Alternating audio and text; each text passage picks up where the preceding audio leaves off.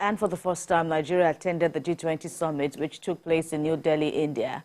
The G20 consists of 19 individual countries, including the European Union, representing both developed and emerging economies. It also serves as a forum for discussions on global economic, financial, and political issues.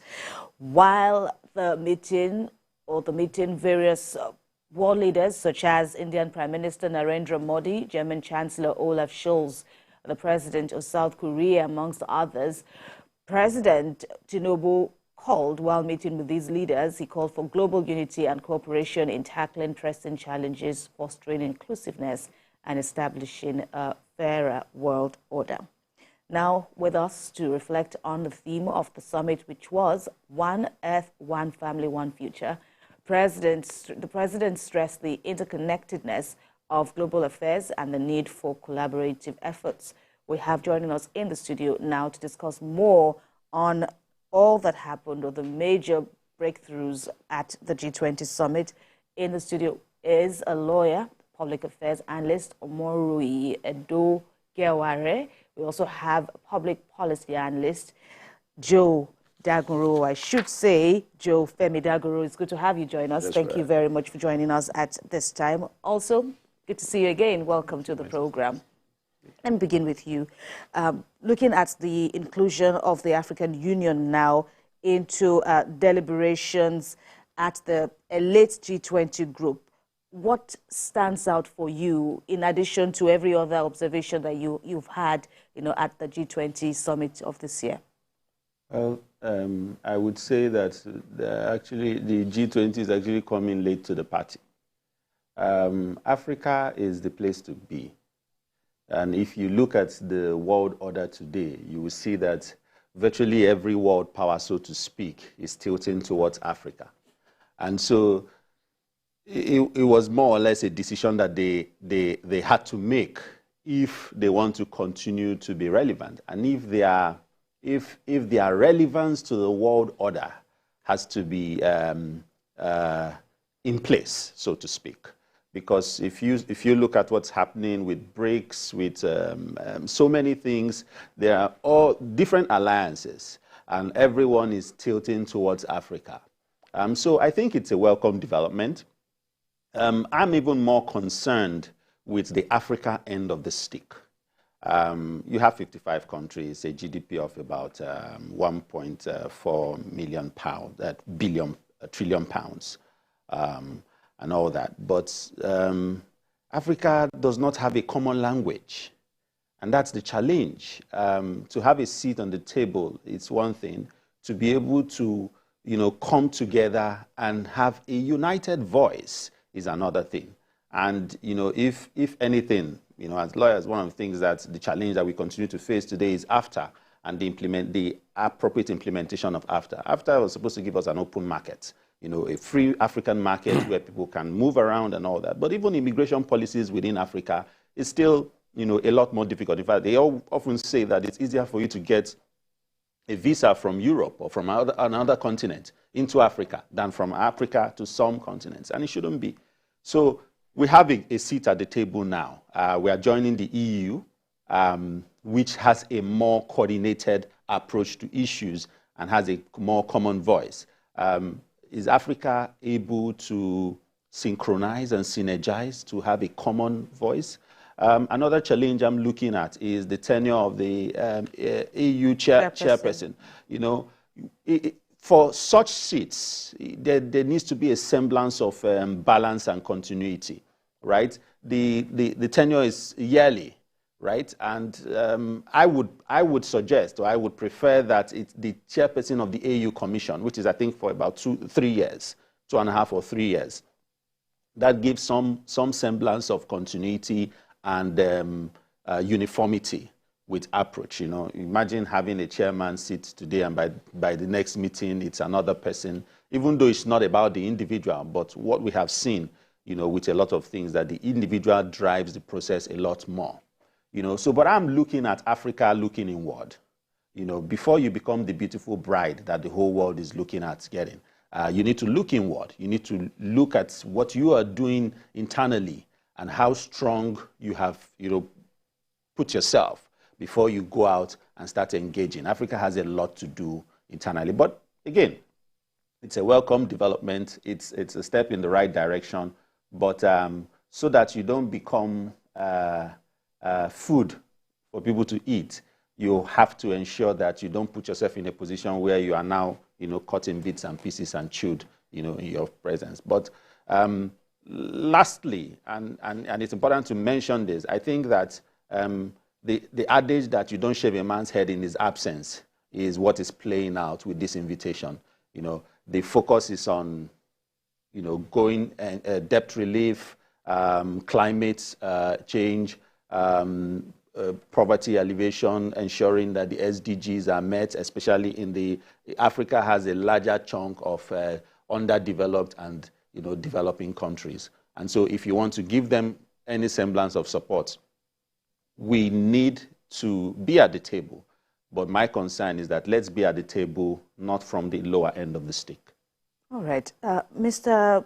Femi Daguru, what do you make of, the inclusion of Africa now at the G20 bloc, so to speak, in terms of the inclusivity? And that was what the Indian leader was driving at in this move that has largely been commended, from various quarters. Yes, look, my colleague here has put the whole thing in a brilliant form. The point is this, coming to Africa is because there's something good in Africa. You don't come to Africa if there's nothing good. Before you said Africa is the next frontier. It's no longer the next frontier. This is where it is right now. And these guys have to come to us. But like he said, we must use the opportunity to promote what would be good for our people. If you look at Africa, we are not connected the way we should be connected. You have so many regional groups, economic communities, like, ECOWAS is there, Eastern Africa, Central African, excuse me, the SADC. All these groups are, segregating Africa. And that means going to such a place as one voice, that something is still missing. And like what he said, we don't have a common language, right? Look at European Union. They are formidable. Why? Because they are not divided the way we have divided Africans. Now, we don't have a common currency. We don't have a common political agenda. We don't have a common immigration policy. So these problems are there. And we are going to talk to people who are advanced, who knows that all the weaknesses are with us. So if we cannot settle these weaknesses, we cannot achieve whatever we think we want to achieve. It's just, theory. We have a lot of theories and propaganda and whatever we can talk so much in Africa. But the practicability of some of these things that will be good for our people. You cannot travel from here to Gambia so easy that way. You cannot travel and go to Cameroon. Once you get to the airport, they start speaking French to you, and you have, you are just looking at this is supposed to be, African country. You go to, maybe Angola, then you discover that it's another language. So that is not a common thing for us. So going there is good because they know there's something good. But I want to think that we have to do more within Africa. Now, look at what William Ruto, the president of Kenya, is promoting. He's promoting East African countries. And he said, look, come to Kenya. You don't need a visa. He did that with the Democratic Republic of Congo. And they reciprocated. I said, look, you can come to Congo. You don't need a visa as well. He went to the same place in Djibouti. He said, look, trade with me in shillings. I don't need dollar again. So these people are doing something within their own region. So we have to begin to, listen, we don't even have a sustainable budget, African Union. So we still depend on donors or partners. We cannot do that. We cannot help ourselves in Africa. And each time we're going there, they already have a mindset they are going to beg. We can't continue to think of going to beg or going to tell, give us this, give us that. Nobody's ready to give you something for free. Now, if you look at European Union, the way they form themselves, you have Euronews, for instance. Now, African News is being sponsored by Euronews. I mean, that shows you what is going on. The headquarters, the budget of African Union, part of it is from, majority part of it. Nigeria and some other country like Morocco, they volunteer to pay a chunk of it. So some other countries are not paying. They don't even pay up to. So there's a problem. It's not just going to sit down there and say we belong to the G20. And like you said, listen, if it is every year you change the president or the leadership of that organization, you can't achieve anything good. I mean, that is just the straightforward thing. I mean, when we're not being too diplomatic about some of these things, you know, so where you cannot have a good budget to maintain what you have to maintain, and you have to depend, listen, we will continue to say, give us. European Union will fund states or countries within the union. When Portugal had a problem, they were there. If Italy has a problem, they were there. And look at, now it's a murky water. China was not there. Then, what's it called? Russia was not there as well. Sent in, yes, you see, there's always something going on there. Among these people, you have problem between India and China. You know, so there's a murky water. We have to know how to play this international game. And we have to be careful as well as Nigeria. We have so many bilateral, multilateral agreements and understanding and MOUs here and there. You know, there was a time we have Commonwealth was the in thing. Now, what is Commonwealth doing? You know, now we have AU, we have G20, you have the BRICS, you have so many things coming up. And we want to have a seat on all the tables wherever they call us to be. But what is the agenda? What are we going to promote? It's a good idea to be there, but we have to think about the people, our culture, our people, our economy. Unemployment right now is high all over the place. And now you have countries in Africa that you have coups all over the place. So we have to really manage. Can these countries in Africa listen to African Union when they speak?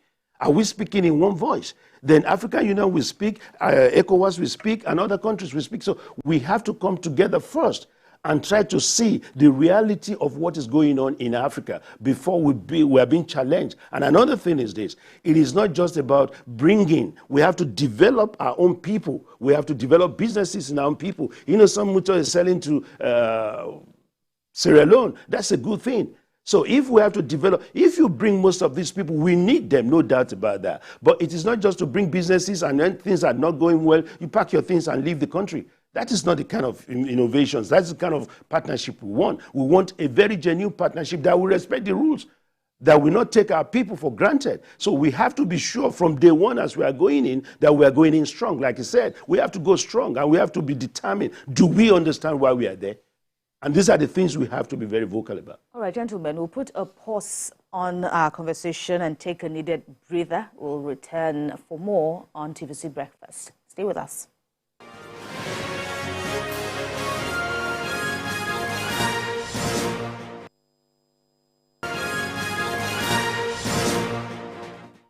Right, thanks a lot. And we have been discussing, so in the past about 10 minutes or thereabouts, Nigeria attending the G Summit for the first time. President Bola Tinubu, accompanied by key ministers and members of his cabinet, as well as, private sector representatives, people who are really holding it down, so to speak, in the private sector, accompanying him and making, joining in the crucial discussions. In addition to that, well, the African Union has now come on board formally as the 21st member of the G20 summit, or the G20 bloc, and it's an elite body, and we're looking at what it means for Africa, the nations concerned, and even the G20 group. In the studio has been Joe Femi Daguro, a public policy analyst, as well as a lawyer here with us, Omori Edogiawere. Thanks a lot, gentlemen, for staying on, and you've expressed in your start-off analysis key concerns, with this move, while it has been committed in many quarters, as I said earlier on, but then there are key realities that you both want to be addressed. And that is what I am also driving at in this next round of questioning, how you feel Nigeria, as a key leader in Africa, how Nigeria and indeed the rest of the continent can navigate these concerns, the lack of a common ground, especially when you compare it with the 20th member of G20, the EU, which is more structured and, has a louder voice, is orderly, so to speak. How do you think that Africa can navigate around these concerns to be sure that it's not just a nominal presence that we have at the G20 group? Well, the challenge with Africa is the balkanized colonization that still comes to, it's still affecting the continent. The francophone, the anglophone, and all that. they still more or less have a stronger leaning towards their colonial oppressors than their brother nations. And so what you find is that even where you have strong, and I use strong for want of better language, strong African leaders, they are not galvanizing to strengthen an Africa. They are galvanizing to perpetuate themselves in power or to build a stronger relationship with the West. And so until, like he said, until Africa begins to look inward and you have leaders realize that we've got to strengthen ourselves, and give some measure of buffer to each other. The strong African nations must now rally around the weaker ones and address those bespoke challenges. I said this earlier in the year at the UN meeting for people of Black African descent, that Africa must stop conversations with the West from the lower end of the stick, from that beggarly status where we go and we beg. And so even looking within, we must now have a situation where our leaders are able to build internal capacity and strength. Africa has, for instance, in the last couple of months, we've been talking about the other mineral resources that Nigeria has, gold, coal, and all that, right? So what you're seeing is that even though they say, petrol will in another 40 years may become extinct, we're discovering more things. And the implication of that is that Africa remains the place to be. So if you have so much that's directing attention at you, why should you not build internal capacity to be able to adequately engage, right? So for Nigeria, for instance, I must commend the president for one thing, what he has done at the G20, because I have followed very closely. This has been a very different engagement. This has not been a tea party where you go with governors, you go with friends, you go with, I have seen very intentional meetings you're having discussions with the German chancellor, you're with your relevant ministries, you're talking about technology, your minister of technology is there, he's closing the deal. You're having those intentional conversations. Enough of all those Agbada and Babariga tea parties where people just go sit down and cross your legs. The other people have their notepads and writing and we're just looking. That is the kind of body language we need to start with, right? And then the legitimacy issue across Africa is a big issue, right? And African leaders must now realize that you must get your legitimacy internally from your people as against seeking the acceptance of the West and feeling that when you have the backing of the West, your people may not necessarily matter. Because until you find solace internally, there's an Igbo adage that says you must be fine at home first before going outside. And so Nigeria, as the largest Black nation in the world, must now step up. President Tinubu has got his work cut out for him because South Africa, for instance, has been in the G20 for a while, right? And we haven't seen what Africa as a continent has benefited from South Africa being in that group, right? And you don't blame South Africa, right? They will first look internally first before going outside. And they are relatively small compared to, a country like Nigeria, right? So our president must now take that position, right? And I'm very, very happy and excited with the intentional meetings he had. So it's not about, photo ops. He had a meeting with the German chancellor. He had a meeting with the South Korean president. He had a meeting with the Indian president on the sidelines with relevant ministers and having conversations. And he's jetted off now to the UAE to discuss visa issues. You see, when the Western world sees that level of intentionality, they begin to look at you with more respect. When you're discussing technology or you're discussing infrastructure or you're discussing growth from a place of, quid pro quo instead of from a place of support and assistance, then they want to have those conversations with you. So President Tinubu must step up. He must take on this responsibility, not just as a member of AU, but as the leader of the largest, black nation in the world. Nigeria must have a voice, and we must lead by example. You cannot be an agbaya as an elder and expect your burros to respect you.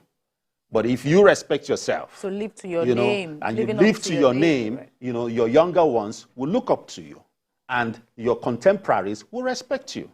And that is what Nigeria needs at this time. He has started well. He's had intentional meetings. I was very excited with the list, and the private sector, you see, any government that does not realize that private sector participation is key to international collaborations, you're wasting your time. There's very little government can do. In fact, the core government should do is just create an enabling environment. The work should be to enable the private sector engage, because growth is about profit. And if you cannot make profit, you can't grow. If you don't grow, then you're wasting your time. And government is not fixated on profit. Government just wants to create an enabling, government should create an enabling environment, provide ease of doing business, and then let the business people transact and discuss. So, if you're going to have a conversation with a foreign leader, you should go with a private sector practitioner in that space who continues those conversations and brings the benefits home. And then you as a government must now create the relevant ease to ensure that these people, okay, Nigeria is open for business. It has to be safe. The ease of doing business has to go beyond lip service. Our financial policies must, and that's one of the things that the G20 is seeking to tidy up, right? There must be proper flow of trade and curb illicit transaction, right? So even internally, we need to rework our financial dynamics. If these things are not done, it will disappoint the others from the West who believe that, okay, Africa is open for business, Nigeria is open for business. So we must set an example. It's not about us, trying to position ourselves and come forward. No. In the little things we do, we must set an example. And when we set an example, we will get the deserved seat at the table. All right, Mr. Femi Daguru, so what do you make of, all these concerns and how that it is a fine moment, for Nigeria and indeed the rest of the African continent when you look at the issue of legitimacy, as Omori, just spoke about, and you also spoke in that, dimension too. We've seen the influx of coups, military incursions into governance in many African countries. The president of Nigeria has also had a lot on his plate in that regard. But in terms of how Nigeria and Africa can navigate these concerns and show to the world that it is indeed serious and it indeed justifies, it is worthy of being a member of the G20 bloc, what needs to be done and how do we go about it? Well, basically, you see, in some of these neighboring countries where you have all these military juntas coming in and taking powers, you see, when you see there are people coming out jubilating and praising those people, and they see other countries giving sanctions, they see them as intruders, because they know what they are feeling. Apparently, democracy is the best when you have government of the people, by the people, for the people. But in some cases, we have to understand the fact that, if you get there and you say it's 4 years, 2 times, or 6 years, 1 time, whichever way, follow the rules. You don't get there and then say, no, I need another 2 or 3 times more to complete what I am doing. What is it exactly you are doing that the people cannot see, that is not even visible to them? And that is why today, you see, a lot of Africans just believe they have to be there till death do us part. And that is not working, and that will not work. You know, in Germany, for instance, where you are not limited to 2 times or 3 times, that's why you see Angela Merkel was there for as long as she wanted, as long as the party. So if the Constitution makes it that way for you, then you can do that. But if the Constitution does not make it that way, don't change the Constitution to benefit yourself. You know, so these are the things we have to begin to see. So it is not only Africa that somebody will say, okay, I want to be there for 16 years. But if the Constitution allows it, and then you can go for a fine. But obey simple rules. Let there be law that will be governing the people, and we have to respect the law, irrespective of what position you are. Look at Trump. He's been arraigned and he's been mugshot, and you know, so things have to be done that way. I don't know. It's not just that difficult for us to obey simple rules. I mean, if you are caught in the middle, then face it. If you are not going to face it, you know that you have to behave yourself. I think these are the simple rules that people want to know, that look, if we go to that country and one of our people are arrested, will there be justice? Will he face the simple rule? Or will, you know, do we have to know somebody from somewhere? Listen, I know a couple of companies here. If you're a German company and you mess up from here, you will be taxed and you will be fined, or you will even be, you know, arraigned or prosecuted in Germany. So if these rules are there, you behave yourself wherever you go. Even as normal citizens, we know that, look, if you commit a crime out there, look, as you are coming in here, you are being looked upon differently, not being hailed. I mean, you see someone who is committed an offense somewhere, he brings the money into this country, and nobody cares about that. So we have to begin to practice what we preach. And another thing is this. You know, it's good having all this conversation like what the president is doing. He said it. I'm the driver. I have conductors with me. And he's doing that so well. You know, you don't need to be a master of everything. And that's why you have the competent people who will talk about what they know to the right people as well. So it gives joy to see that you have competent folks going out there to speak directly to the people who are competent, they understand the language, rather than just sitting down there and you don't know what to say. And that is, you must give kudos to the president on that. He said, listen, I'm going to do something with this visa issue with Dubai, and I'm going to make sure that your money that is trapped here, we're going to pay it. And you see, he's gone there. So this is pragmatism. People want to see that this guy is pragmatic. If you see the president that is pragmatic, that is doing what he promised, listen, and that is why I'm saying that, look, in 100 days is not enough to measure anyone. You are a president of a country like Nigeria, you want to tell me that within 100 days you want to measure what he has done? No, you can't do that. You need to measure him maybe after 2 years. I know after that you begin to see. Look at the mineral resources we have in this country. People are tapping it illegally and taking the money out of this country, or just, you know, laundering it the way they want. So now if you have a competent person who will monitor that department so well, don't forget, we have done the mapping of all the areas of natural resources here in the mining sector. Now, what have we done with the mappings? Other people are taking the mappings and they just go in there and take the resources and begin to, you know, sell it or do whatever they like with it. Now, we are having a competent government that will say, look, we want to look into that. Oil is not the only thing Nigeria has, you know, and in the area of agriculture, we want to look into that carefully. Look, how many trawlers do we have in this country? The people will come with fishing trawlers into our waters and with another country's flag in ECOWAS, and they will do that and they'll go away. So we have to develop this country beyond just talk. And I see, when you see Dangote, who is setting up a business in this country and going to African countries as well, it's a plus for Nigeria. When you see our banks in other West African countries and other African countries, it's a plus for Nigeria, because when you go to some of these countries, you just see Access Bank, UBA, all Nigerian banks. First of all, you have that pride that, oh, this is my bank, this is my country. So we have to invest more in our people locally. Look at what is going on in the fintech industry. The fintech industry, these are young men and women. They were able to source their money internationally as well. They have built that, you know, wall around themselves that we are safe, you can do business with us. So Nigeria is a good place to do business, but we still need to have infrastructure. Infrastructure deficit is what we need to improve upon. And unless we begin to do that, it doesn't mean that it has to be 4-7 years before we do a road that we can complete within 3 years or 2 years. We leave these things undone and we allow the next government to come in and the next government to review the budget again. We can. Look at how long it took us to do this blue rail and red rail and what is going. It took us how many years? I mean, these are the things that we waste money on. Well, I say waste in the sense that by the time you budget maybe 1 billion and the next 3, 4, 5 years you have not done anything, it goes to about 20 billion. So that is, money that will have been used in another area. Look at our health sector. Look at our public health services. It's in shambles. So we have to improve on that. If you don't have, we might have the biggest population or, number of citizens, but if they are not healthy enough to work well, then it's as useless as not having anything. So we need to have a healthy society. The young men and women have to be healthy to be able to do all these things, and the people in primary schools, we have to begin to have a different orientation. We need a better orientation because most people here see the opportunity to go into politics and make fast money.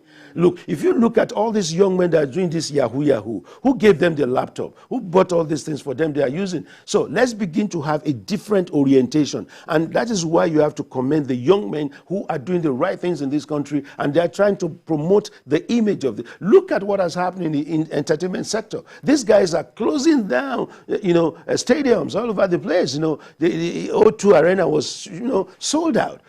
And that is millions of dollars or pounds sterling. These are young people doing something. We need to talk to one another. We have enough resources that we can promote ourselves to propagate what we want, unless we manage it. But the people, what they don't see in government is prudent management. If there's no prudent management, all this, what we are saying, is just touring for nothing. So we have to have prudent management in all the government sectors and parastatals. How do you... today, you are talking about ghost worker, for goodness sake. How will a ghost earn salary?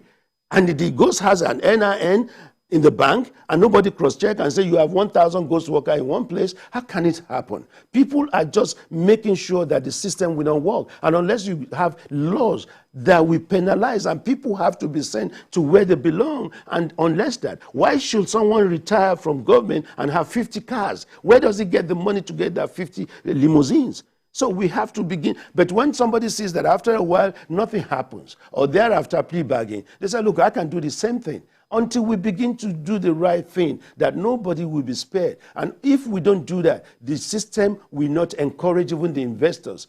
But when they see that things are being done properly, you can't go and work in a place and steal 5 million, and only for them to say, look, you can't get that guy, he has traveled around, or he has left the work and they don't know where he stays. We need to have a proper census of our people. We need to have proper documentation of our people. But that does not mean that doing business in Nigeria will become cumbersome. I see today in this country, you still want to open an account. They're asking the maiden name of your mother or your grandfather or whatever. Why should anybody, what's the business of anybody with my mother's maiden name or my grandmother's name? Who cares about that? When just to open an account. And that is making people not to even, that is not part of doing business. I thought we would have even gone away with that. Then you want to open an account, they say you have to do, you have to go to EFCC or whatever to get a paper or whatever. Go to anywhere in Europe, go to anywhere in Africa as well. You open an account. People talk about Rwanda most of the time, and we see even our governors, they went to Rwanda recently to a sponsored program, and they saw it. So okay, now you have gone to Rwanda to sponsor for this sponsorship, for the sponsored program. Now you have seen what has happened in Rwanda, what's going on in Rwanda. Why don't you come and do the same thing there?